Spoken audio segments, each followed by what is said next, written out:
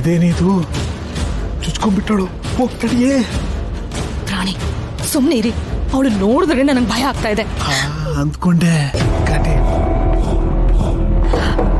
I hate ಹರ್. ಸಾಯಿಸ್ಬಿಡ್ತೀನಿ, ಒಬ್ರನ್ನು ಉಳ್ಸಲ್ಲ. ಅಲ್ಲೇ ನೀನು ಹೋಗ್ಬೇಡ ಕಡೆ, ನನ್ಗಿರೋ ನೀನು ಒಬ್ಳೇ ಹೆಂಡತಿ ಕಡೆ. ನೀನು ಬಿಟ್ಟರೆ ನನ್ಗೆ ಯಾರಿಗತ್ತೆ ಹೆಚ್ಚು ಕಮ್ಮಿ ಆದ್ರೆ. ರಾಣಿ ಇಂಥ ಟೈಮಲ್ಲಿ ಜೋಕ್ ಬೇಕಾ? ಸ್ವಲ್ಪ ತೆಪ್ಪಗಿರಿ. ನನ್ ಗಾಳಿಗೆ ಅಡ್ಡ ಬರೋದಕ್ಕೆ ಎಷ್ಟು ಧೈರ್ಯ, ಎಷ್ಟು ಧೈರ್ಯ! ಸಾಯಿಸ್ಬಿಡ್ತೀನಿ, ಕೊಚ್ಚಾಕ್ಬಿಡ್ತೀನಿ.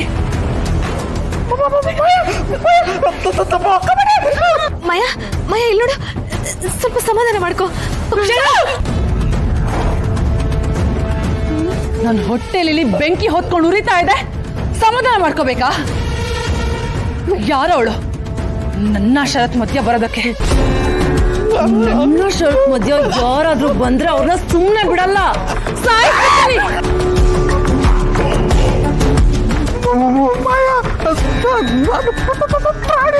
ಅಯ್ಯೋ, ಯಾರ ಬಗ್ಗೆ ಮಾತಾಡ್ತಾ ಇದ್ದೀನು? ಏನ್ ಅನ್ಕೊಂಡಿದ್ದಾಳ ಅವಳು ನನ್ನನ್ನ? ಈ ಮಾಯಾನೇ ಆಟ ಆಡಿಸ್ತಾಳ ಅವಳು. ಮಾಯ, ಇವರು ಪ್ರಾಣಿ ದುರ್ಗ ಅಲ್ಲ.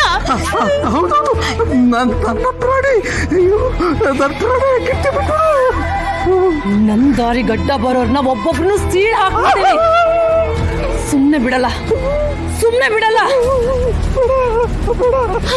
ಮಾಯ ಮಾಯ ಇಲ್ಲೋಡು, ದಯವಿಟ್ಟು ಕೋಪ ಕಡಿಮೆ ಮಾಡ್ಕೋ. ಅಲ್ಲ, ಅಟ್ಲೀಸ್ಟ್ ಏನಾಯ್ತು ಅಂತನಾದ್ರೂ ಹೇಳು. ಇಲ್ಲೋಡು ಇಲ್ಲೋಡು, ಈ ಕಡೆ ಬಾ ಪ್ರಾಣಿ, ಈ ಕಡೆ ಬನ್ನಿ ಪ್ರಾಣಿ. ನನಗ್ ಏನ್ ಬೇಕು ಅದನ್ನ ನಾನು ಪಡ್ಕೋತೀನಿ. ಅದಕ್ ಯಾರ ಅಡ್ಡ ಬಂದ್ರು ಅವ್ರನ್ನ ಬಲಿ ತಗೊಂಡ್ಬಿಡ್ತೀನಿ.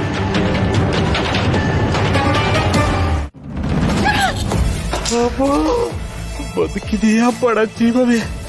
ಲೇ ದಮ್ಮು, ಯಮರಾಜ ಅಕ್ಕ ಇಟ್ಕೊಂಡು ಬಂದು ಜಸ್ಟ್ ಪಾಸ್ ಆದಂಗಾಯ್ತು ಕಡೆ.